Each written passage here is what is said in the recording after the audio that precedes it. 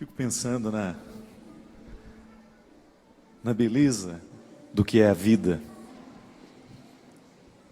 Fico pensando no Evangelho, nessas passagens de Jesus, quando ele tinha que convencer alguém a andar junto com ele. Hoje é fácil. Jesus já é uma notícia. Estava vendo aqui Dunga, Laércio, os meninos todos da banda aqui. Naquilo que nós falávamos hoje de manhã, o momento exato em que Deus tocou o coração deles, o momento exato em que Jesus entrou pela porta da frente ou pela porta da cozinha, não sei. A história vocacional de todos nós, ela se difere, não é verdade? Eu não sei em que momento Deus entrou na sua vida, mas em algum momento Ele entrou e você já tinha notícias, você já tinha escutado falar sobre Ele. Fico pensando no desafio de Jesus, quando Ele ainda era sozinho, e Ele tinha que convencer os outros de que o que Ele estava propondo era uma coisa boa. Eu, como padre, o tempo todo fico me interrogando, o quanto que essas passagens são cheias de vida, e o quanto Jesus era sedutor no momento em que Ele passava pelas beiras dos rios, pela beira do mar, convencendo e trazendo, assim como no Evangelho aqui, um pouquinho antes das bem-aventuranças. Não precisa abrir não, eu leio para você. Quando está aqui andando ao longo do mar da Galileia, Jesus viu dois irmãos, Simão, que depois ele chamou Pedro, e André, seu irmão, que lançavam as redes ao mar. Eles eram pescadores. Disse-lhes: vinde, e eu vos farei pescadores de homens. Então, deixando logo as redes, eles o seguiram. Indo ainda mais adiante, ele viu mais dois irmãos, Tiago, filho de Zebedeu, e João, seu irmão, no barco, com Zebedeu, seu pai, consertando as redes, e ele os chamou. Deixando logo o seu barco e seu pai, eles o seguiram. Veja bem que Jesus não chega falando de teologia, Jesus não chega falando de coisa complicada. Jesus chega falando de uma linguagem que eles entendem. Com Pedro, ele fala justamente a partir daquilo que Pedro sabia entender. Pedro, o que você faz? Ou melhor, Simão ainda. Simão, o que é que você faz aí? Certamente Simão diz a ele: eu sou apenas um pescador, Senhor. Simão certamente já tinha escutado falar de Jesus, já conhecia a fama de ser um bom pregador, um homem sedutor, mas ainda não tinha tido a experiência de ser interpelado diretamente por ele. Ali começa a história vocacional de Pedro. Ali começa a grande transformação na vida de Simão, que vai se tornar Pedro à medida que o tempo passa. Ninguém nasce Pedro, a gente vai se tornando aos poucos. Mas é preciso que num primeiro momento a gente saiba que existe uma condição de Simão em nós. Hoje, quando nós falávamos na beleza de descobrir a bem-aventurança do lado avesso, hoje eu achei bonitinho quando terminou ali, uma moça estava chorando. Ela falou assim para mim: padre, a minha irmã perguntou por que eu estava chorando. Aí eu disse assim, que eu estava chorando porque eu estava feliz, que Deus havia mexido comigo. Então, padre, eu estava vendo o avesso da minha lágrima. Eu não estava vendo apenas a lágrima, eu estava vendo o avesso da lágrima. Quando nós dizíamos, gente, que quando Deus entra na nossa vida, Ele nos ajuda a enxergar o mundo de um jeito diferente. Foi o que aconteceu hoje aqui. No momento em que Simão é olhado por Jesus, no momento em que Simão escuta a voz de Jesus entrando no ouvido dele, convidando a ver a sua pescaria, aquilo que ele sabia fazer na vida, a olhar para as suas redes, a olhar para os seus barcos de um jeito diferente. Jesus não chega falando de uma linguagem ou de uma coisa que Simão não fosse capaz de entender. Da mesma forma como um dia ele entrou na minha vida, hoje, por exemplo, eu sou apaixonado pela teologia, e cada vez mais que posso, vou estudar, quero me aprofundar cada vez mais no mistério da teologia. Sou feliz em ser professor, sou feliz em ser padre, em fazer teologia em tudo que faço, nas minhas músicas, nas minhas composições, nas minhas pregações. Mas o dia em que Deus me seduziu, Ele não me falou de teologia, porque teologia é complicado demais para um adolescente, que só sabe acreditar sem explicar o porquê que acredita. Sabe como é que eu acreditei, comecei a acreditar em Deus? Quando eu chegava na minha casa, na casa da minha mãe, na hora do almoço, quando eu ainda era uma criança voltando da escola, e sentia aquele cheiro de alho refogado, de um arrozinho que estava sendo feito na hora. Naquele momento eu cheguei à conclusão, Se o céu for só isso, já está bom demais. Quando você descobre que o amor é pequeno no primeiro momento, que Deus vai entrando na nossa vida, sim, à medida em que Ele vai se tornando capaz de nos comunicar a partir das linguagens que nós somos capazes de entender. Quando Ele entra no mistério da nossa vida e começa a falar de coisas que só nós sabemos entender. Então Ele chega na vida de Simão. Simão, o que você sabe fazer na vida? Eu só sei pescar e não sei muito mais que isso.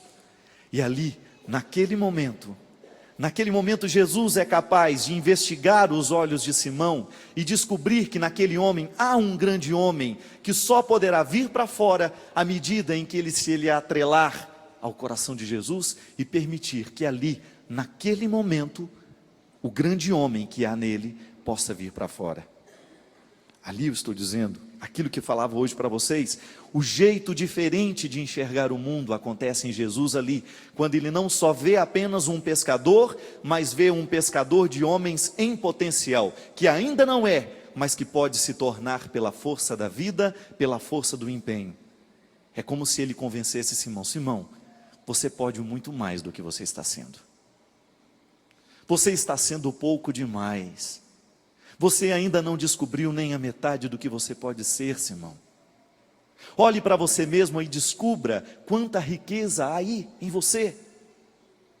E a beleza, gente, aqui, a simplicidade e a força que Jesus tem nesta hora em chamá-lo pelo nome. Não falou fulano de tal, não.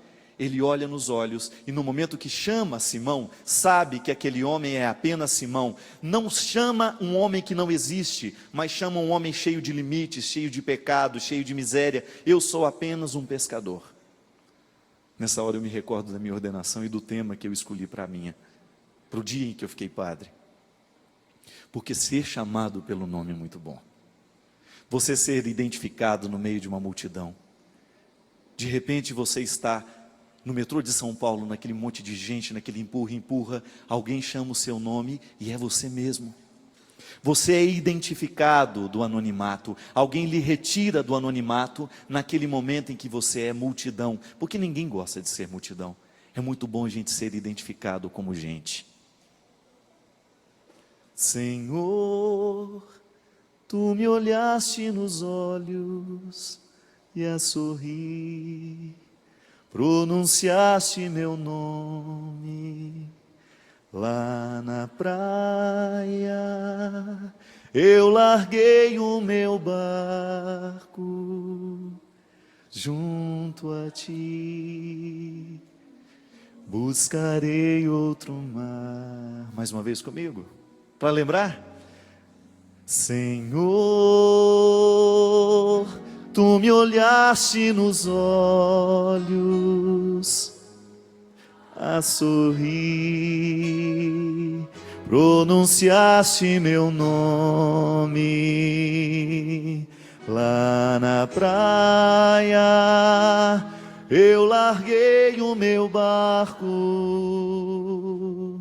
junto a Ti, buscarei outro mar. Primeira beleza, Deus nos chama pelo nome e chama sorrindo.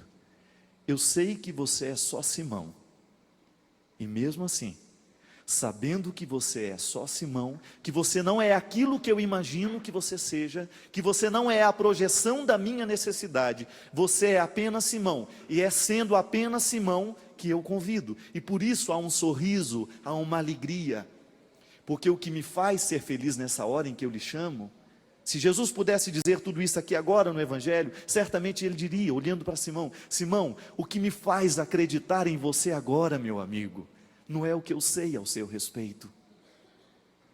O que me faz acreditar que você pode ser um pescador de homens, não é apenas o que eu estou enxergando agora, nesse momento, mas é o que eu sei que pelo poder de Deus, aquele que me envia, você pode se tornar. Então deixa seu barco. Deixa seu barco que eu lhe prometo entregar em suas mãos. Uma ferramenta muito mais poderosa do que essa que é feita de redes e de barcos. Eu lhe prometo, Simão, uma felicidade que até então você nunca pôde experimentar, mesmo quando você retirava essas redes cheias de peixes e você poderia dizer: meu Deus, hoje a pesca valeu para a vida inteira. A alegria que eu quero lhe entregar, Simão, a realização humana que eu quero lhe dar, não é nada perto do que todas as felicidades que você já pôde experimentar, retirando redes cheias de peixes desse mar, desse rio. Eu quero lhe ajudar a bem-aventurar a vida, Simão. Eu quero lhe ajudar a colocar sorriso onde não existe. Eu quero lhe ajudar a colocar consolo onde não existe. Eu quero lhe ajudar a colocar esperança onde há desesperança. E aí a beleza que São Francisco depois vai fazer, a experiência mística que o leva a professar, não sabemos se é dele, em todos os casos, a tradição atribui a oração àquele homem, aquele homem que descobriu na vida simples e que esparramou o franciscanismo no mundo, fez do seu nome uma nova forma de seguir Jesus. Eu agora sou franciscano, isso é, tenho um coração semelhante a Francisco no momento em que sigo Jesus. Onde houver ódio, que eu leve o amor. Onde houver tristeza, que eu leve a alegria. E aí vem a beleza do momento em que a oração completa. Ó Mestre, fazei que eu procures mais consolar que ser consolado, compreender que ser compreendido, amar que ser amado, pois é dando que se recebe, é perdoando que se é perdoado, e é morrendo que se vive para a vida eterna. Onde há ódio, que eu leve o amor. Onde houver ofensa, que eu leve o perdão. Onde houver discórdia, que eu leve a união. Onde houver dúvida, que eu leve a fé.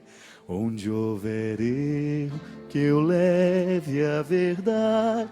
Onde houver desespero, que eu leve a esperança. Onde houver discórdia, que eu leve a alegria.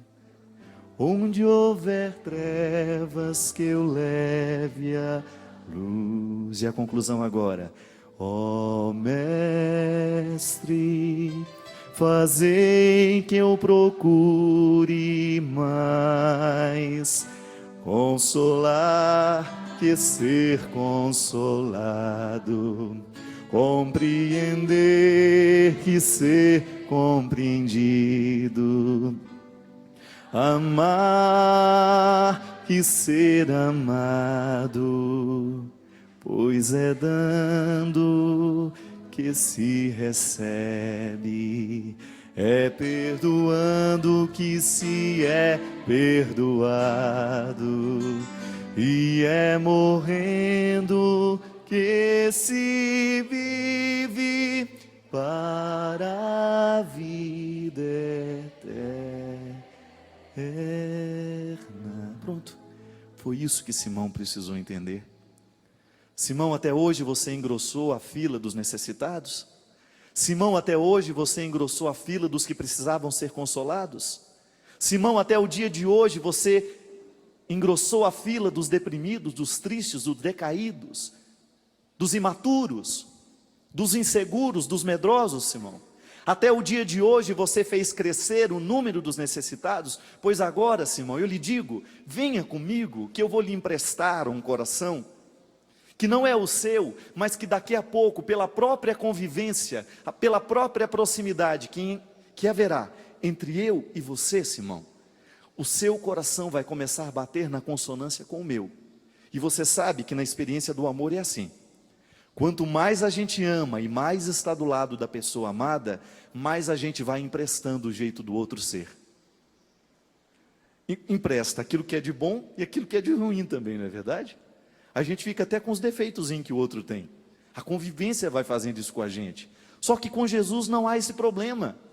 Emprestar o coração de Jesus e começar a ter um coração semelhante a Ele, é ficar livre de qualquer possibilidade de defeito.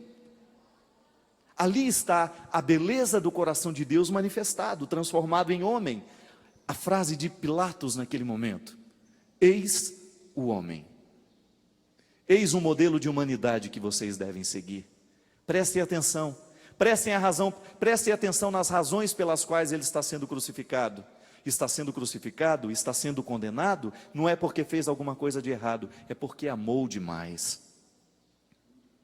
Emprestem o coração deste homem. Empreste o coração deste homem e descubra um jeito desconcertante de ser gente.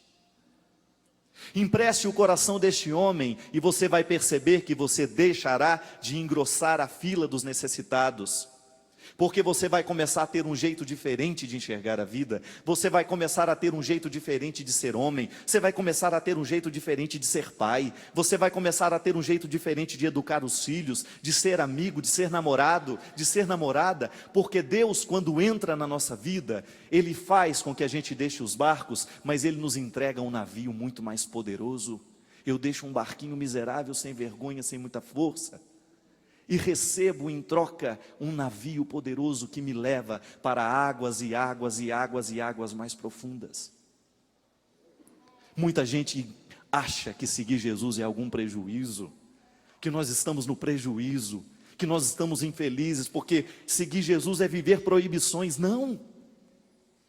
Seguir Jesus é conquistar dia a dia um jeito maravilhoso de ser gente. É um jeito maravilhoso de superar as mesquinharias que são tão próprias no mundo de hoje. Seguir Jesus, eu digo de peito aberto, é a maior alegria que nós podemos ter na vida. Sabe por quê? É o momento em que nós recebemos no nosso coração uma força absolutamente superior a todas as forças que nós humanamente podemos utilizar e receber. Viver na parceria com Jesus, viver lado a lado, seguir como os discípulos seguiram, é entrar na dinâmica da bem-aventurança e saber, a partir de hoje, porque sou um seguidor de Jesus, eu sou um homem, sou uma mulher que vive para bem-aventurar a vida, para fazê-la feliz. A pregação de hoje, Deus nos mostrava o perigo que nós corremos de achar que a felicidade é só a primeira parte, só a segunda parte da bem-aventurança, só a recompensa, quando na verdade a felicidade é a junção da recompensa com todo o cuidado e o zelo que nós precisamos ter para chegar até ela. Bem-aventurada é isso, minha gente, é você descobrir que você, porque conheceu Jesus, a partir do momento em que você tem essa experiência viva dentro de você, você já não suporta mais ser igual a todo mundo, e não é por uma vaidade, é por uma responsabilidade que se impõe. O coração que descobriu Jesus jamais poderá ficar calado diante da injustiça. O coração que conheceu Jesus jamais poderá ficar calado diante da calúnia, diante da mentira, diante do falso testemunho, porque Deus não permite que isso continue em nós. Sabe por quê? Porque Ele nos empresta o coração.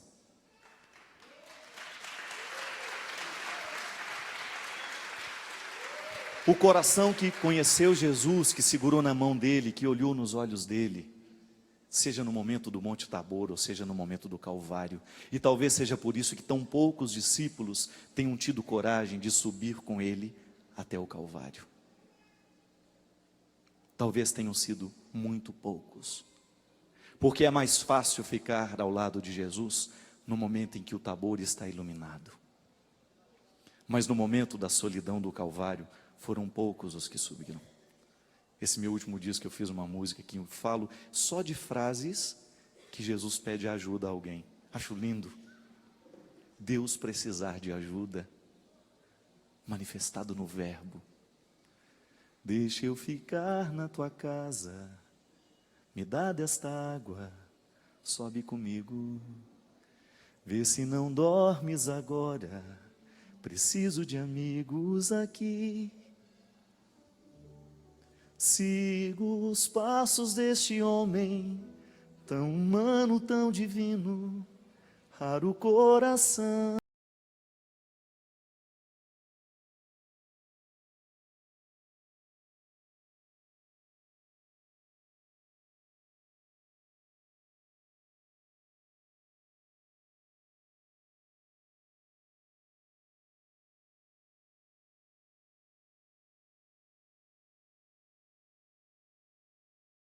regressar. É este Deus que você segue.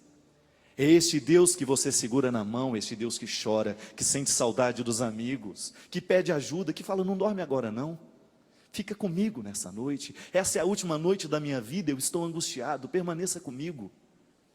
Este é o Deus que nós seguimos, é o Deus que demonstra o seu poder, a sua onipotência, não é manifestando a glória de outra forma com milagres, não é só isso. É maravilhoso quando nós mergulhamos no mistério da grandiosidade de Deus e nós podemos dizer que a glória de Deus é o seu amor manifestado. E amor, como eu dizia de manhã, é muitas vezes a demonstração da fraqueza.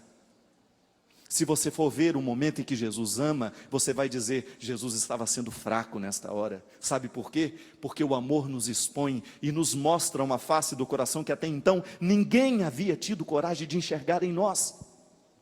Olha para Jesus, olha para as escolhas que Ele fez. Eu pergunto, se você tivesse que formar um grupo de amigos para trabalhar com você, se você escolheria os mesmos que Jesus escolheu? Certamente não. E não tenha vergonha disso, porque eu também não escolheria. Tenho certeza que vocês não gostam de gente incompetente do lado, não é verdade, sabe? Como músico, a pior coisa que tem. Nós queremos gente competente. Jesus nos desconcerta. Jesus nos desconcerta quando Ele olha para aquele que não vale absolutamente nada. No meio daquela multidão, cheio de beatas certamente, de homens e mulheres fervorosos, que certamente iria receber com pompa, com alegria, queria preparar a casa, queria fazer festa. Jesus, no meio daquele monte de gente que Ele poderia escolher muito bem, Ele olha naquela árvore a um homem nanico, que nem tamanho tem, que não tem tamanho nem para enxergar o que está acontecendo. A metáfora da pequenez de Zaqueu não é só física, é pequenez espiritual, é pequenez moral. Um homem de índole incorreta, um homem que não era aceito, que certamente não seria aceito nos nossos grupos de oração, que certamente nós não teríamos do nosso lado como nosso amigo, como nosso companheiro. E ali, cheio de gente boa para hospedar Jesus, Ele fala: Zaqueu, Zaqueu, é você mesmo, meu filho, é você que estou olhando nessa hora. Desce da árvore, porque hoje eu vou ficar na sua casa. Deixa eu jantar com você hoje. Que desconcerto. Que desconcerto para os doutores. Que desconcerto para os fariseus, para os sacerdotes, para aqueles homens que tinham a lei gravada em todos os lugares do corpo, nos rins amarrado, na cintura, no peito, nos braços, tudo pendurado, tudo exterior, tudo exteriorizado, tudo demonstrado. De repente Ele olha para um que não tem nada de bom exteriorizado. Jesus enxerga o que eu não sei que enxergou, mas escolhe aquele homem que não tinha a menor possibilidade, não passaria pelo meu crivo, não passaria pelo seu crivo, e é ele o escolhido. Zaqueu, desce dessa árvore, porque hoje eu vou ficar na sua casa. A mesma coisa que aconteceu com Simão. 1.001 pessoas, 1.001 pessoa capacitada para poder segui-lo, e o mais desconcertante, aquele mais capacitado que se apresenta diante dele, já colocando para fora tudo o que ele sabia fazer de bom, o jovem rico. Senhor, eu já fiz isso, eu já fiz aquilo. É como se ele dissesse: olha, eu já tenho faculdade disso, já tenho pós-graduação, já fiz doutorado, sou especializado nisso, sou há 10 anos coordenador do grupo tal, não sei o quê. E Jesus fala: ô meu amigo, eu não estou precisando muito de você não. O meu padre fundador, Padre Deon, dizia de maneira belíssima uma frase que eu gostaria que você registrasse em você agora: Deus não pode fazer absolutamente nada com as nossas obras, se antes não possuir o nosso coração. O nosso serviço não serve para nada, Ele nem precisa de serviço, porque na verdade quem faz o serviço é Ele. A gente apenas recebe a graça de fazer aqui e receber o que Ele já está realizando. Zaqueu não tinha absolutamente nenhum serviço para prestar a Deus, mas Jesus é capaz de identificar aquele coração. Desconcertante para você? Para mim também. Pensar que Deus prefere quem não presta? Desconcertante para você? Para mim também. Mas acalentador ao mesmo tempo. Porque Ele me quer. Ele quer você. hoje, no mar em que hoje é a nossa vida. Jesus passa, olha-nos e a sorrir, pronuncia o nosso nome. Vem bem-aventurar a vida. Já existe muita gente necessitando, já existe muita gente destruindo. Venha reconstruir, venha fazer comigo como a mesma inspiração que Francisco recebe no coração. Reconstrói a minha igreja, Francisco. Mas não é apenas a igreja de pedra, não é apenas a igreja de alvenaria, não é apenas a igreja de madeira, não é essa igreja que a gente joga pedra, põe cimento, não. Reconstrói a minha igreja, a alma da minha igreja, o coração da minha igreja, Francisco, para que ela não continue se perdendo na exterioridade, para que ela não continue fazendo os mesmos pecados, que ela não continue fazendo a exterioridade valer mais do que o coração. Faça o coração de Jesus brotar novamente no meio da igreja, Francisco. Vá nos lugares onde as pessoas não têm coragem de ir, busque os leprosos, busque os piores, busque aqueles que não têm muito o que oferecer. Atualize na sua vida aquela parábola em que eu digo: convido primeiro todos os outros. Não quis? Então nós vamos às margens e vamos trazer todo mundo que não presta. Este é o banquete para quem não presta. Porque só pode dar um passo na fé aquele que soube ser olhado com misericórdia. Eu também não entendo, minha gente. Eu também não entendo o escândalo que é Jesus preferindo essas pessoas. Mas nós não podemos negar que a conversão é isso. É eu pedir o coração emprestado de Jesus. Senhor, nessa hora eu não consigo amar essa criatura. Senhor, eu só vejo o pecado dessa criatura, eu não consigo ver nada de bom. Então este é o momento da conversão, é transplante de coração, literalmente. Transplante o coração de Deus em você, para que naquela hora você seja Jesus de novo naquele momento. Quantos de nós precisamos do transplante do coração de Deus em nós, dentro de casa? Quando nós já nos decepcionamos tanto uns com os outros, que a gente já não vê mais a possibilidade de haver alguma mudança. E aí a gente se condena o tempo todo. Ao invés de fazer como Jesus fazia, de pedir: olha, vem comigo que eu vou lhe mostrar um jeito diferente de ser gente, sem arrogância, demonstrando apenas aquilo que a gente pode, no momento, o amor, a solidariedade, o momento em que o outro está necessitado. Eu fico desconcertado, e fico surpreso, Jesus tendo capacidade e condições de olhar para essas pessoas. E aí eu me reconheço, sou humano demais para entender essa história. Mas eu não desanimo. Sabe por que não desanimo? Porque é isso que me fascina em Deus. O que mais me fascina em Deus é aquilo que eu menos sei entender dele. Talvez seja por isso que a gente se apaixona, é quando a gente não consegue entender o que o outro tem para nos seduzir tanto. E a paixão dura a vida inteira se ela for misteriosa assim. O que descobri em você? Não sei. E aí, eu fiz esse desabafo que vou cantar para vocês agora, que eu gostaria que ajudasse a gente a pensar, a rezar e a entender as escolhas de Deus. Essa música, na verdade, é uma conversinha que tive com Ele. Porque também eu fui um dia chamado. Um dia também eu me sentia assim, sem muito rumo na vida. E eu ouvi o nome dele. Eu ouvi falar no nome dele. Achava interessante o que falavam sobre ele. Achei interessante durante muito tempo o que falavam sobre ele. Achei maravilhoso as histórias que contavam, mas nunca achei que poderia ser para mim. Até o dia em que eu experimentei a misericórdia dele no meu sangue, na minha carne. Quando soube que tudo aquilo não era só para os outros, que aquilo era para mim também. Que aquela misericórdia não era só para aquele que estava do lado. Não. Que eu era convidado a entrar naquele mistério. Fábio, é você que chama. Vai bem-aventurar a vida. Maria,